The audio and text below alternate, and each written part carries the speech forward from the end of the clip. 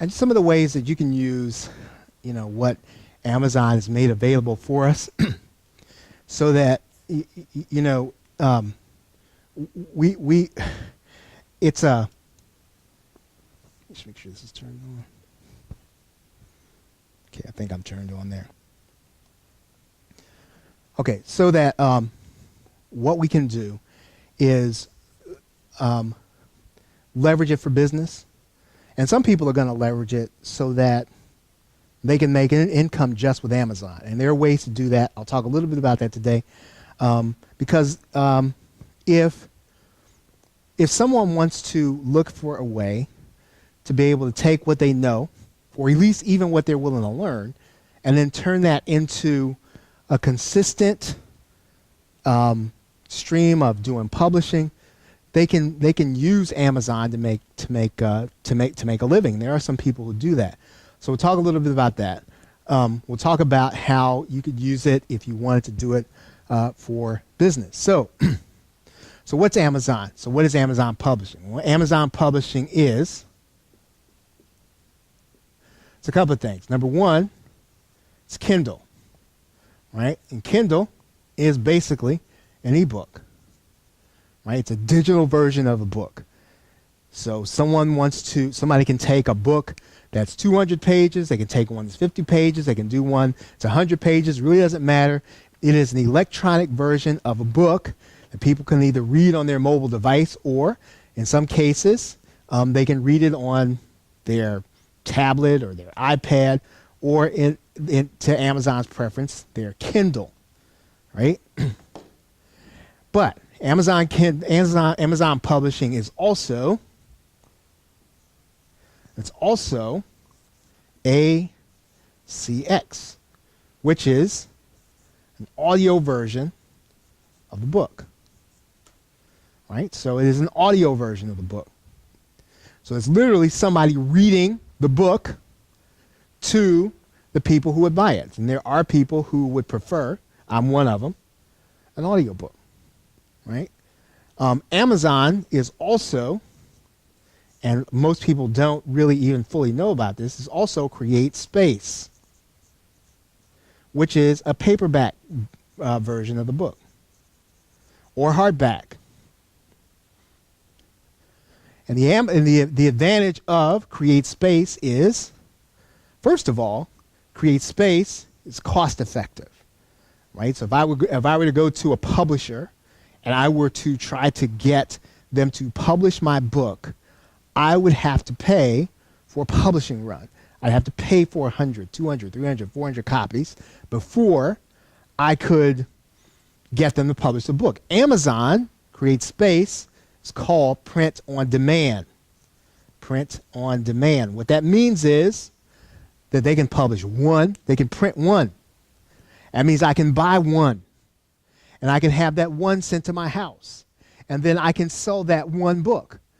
As an author, that's an advantage to me, because as I'm developing my book, it means then that what I can do is I can cost effectively publish a book, and then I can sell it as I want to.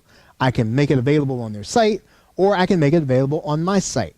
It is my choice, right? So it is a particularly powerful way of being able to publish a book and to get it out there. There's also what's called Amazon Advantage. And it is a way for me to take my book, turn it into a class, right? Like this. I can turn my book into a course. And then I can make that course available on Amazon Advantage. Now, all of these pay Amazon a little more than your standard royalty, but Amazon is the widest, broadest publisher in the world, and puts me in front of more people than I can ever get in front of any other way. That's the advantage I have with Amazon. Now, the other thing that I'm able to do with ACX is Amazon and ACX puts me into the universe of Apple, right, through iTunes. So when I create my audiobook then becomes a form for me to be able to do and be in the iTunes universe. Right? So all those are ways that I can actually take my ideas, my thoughts, my content, put it into a form and make it available for people to be able to buy it or hear it. Right? So now given that, there are two ways that I can do this, right? I can actually do fiction. I can also do nonfiction.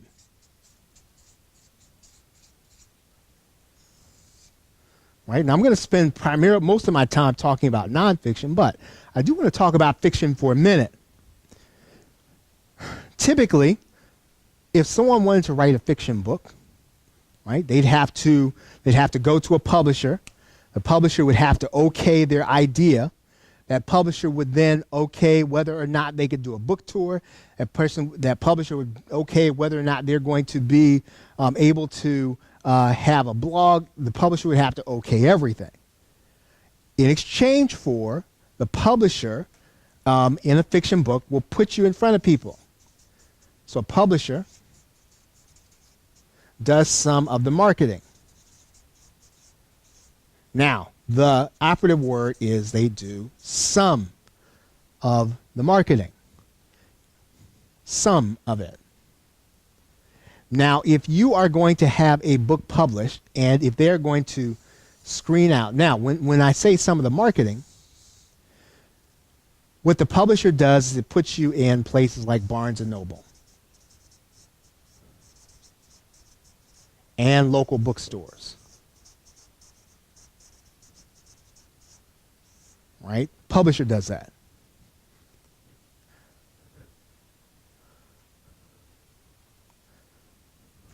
Now here's where you sort of want to start to think about some of the advantages of what Amazon does. Most of the marketing that you're going to do most effectively, which I'm going to talk about here, is going to be marketing that you and I do. The same marketing you're going to be doing as a nonfiction writer, and it's going to come from you, the author. Right? Regardless of what your goal is.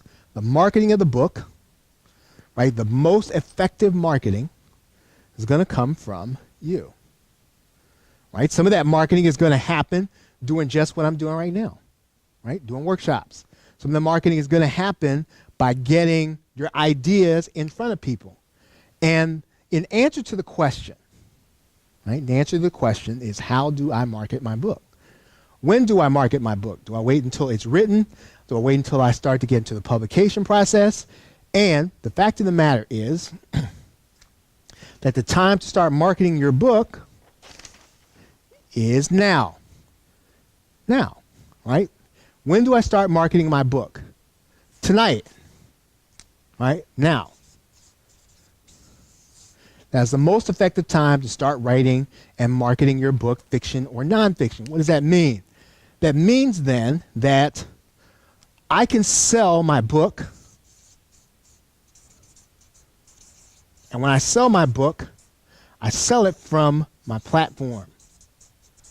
And platform is just a fancy way of saying that I have people who are following what I'm doing. Where do those people come from? How do those people follow what I'm doing? Some of it does. We talked about email marketing, but email marketing is not a platform. Email marketing is communication from a platform, but it's not the platform. Your platform it's going to be a way of communicating with people, with a specific, looking for a specific idea.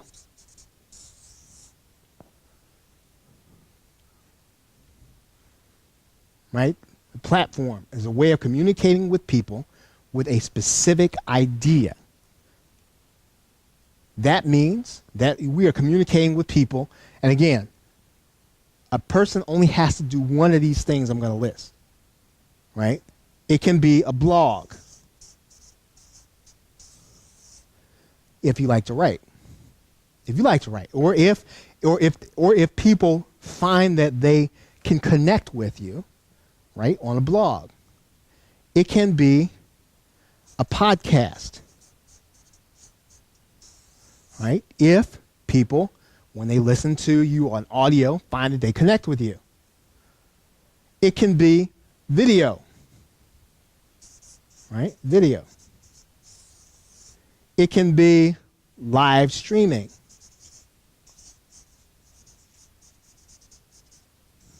Now, it doesn't have to be all these things, but it needs to be at least one of them where you and I are communicating with people on a regular basis, right? It could be this. It could be a workshop, right? It could be that you are communicating through a workshop. Just needs to be, number one, it needs to be like church, whatever it is, or television. It needs to be every Wednesday at this time. It needs to be every Saturday at 7:30. It needs to be every Tuesday at 4:30 is when this episode or this workshop or this thing or my video or my live stream comes out every Tuesday at 4:30 so that people can depend on it. And people, now, again, doesn't have to be every day. Every day is cool, but what's most effective is that when it's regular, people can depend on it. People start to organize their time around it. Even if people are going to get the recording, it needs to be regular. This is a platform.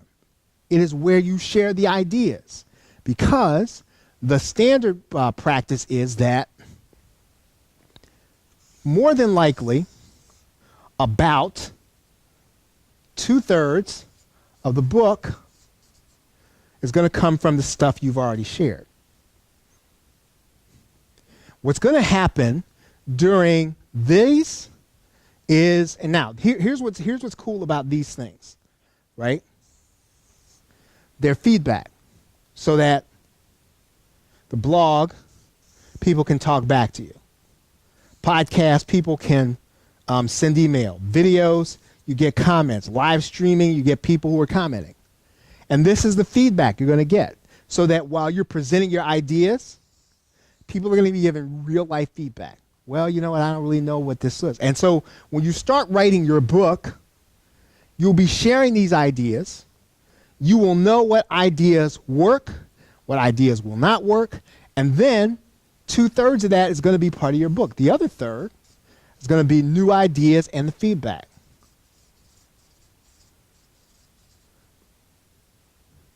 And the people who are going to buy the book are going to be these people, right? These are the people who will buy the book because they've been following you all along.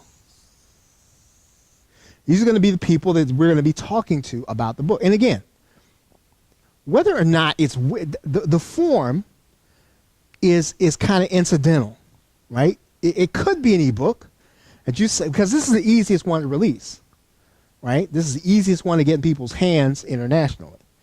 But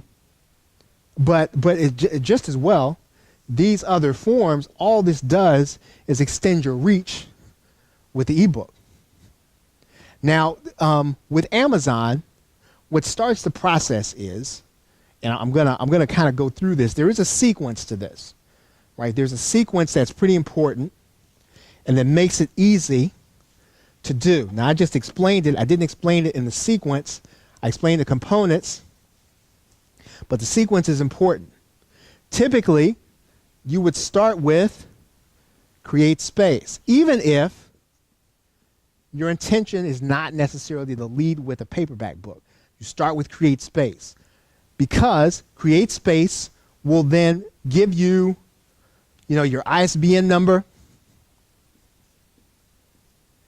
And everything you do on Amazon will then be tied to this initial entry. Create Space, once that book is then kind of uploaded, you then move to Amazon Kindle.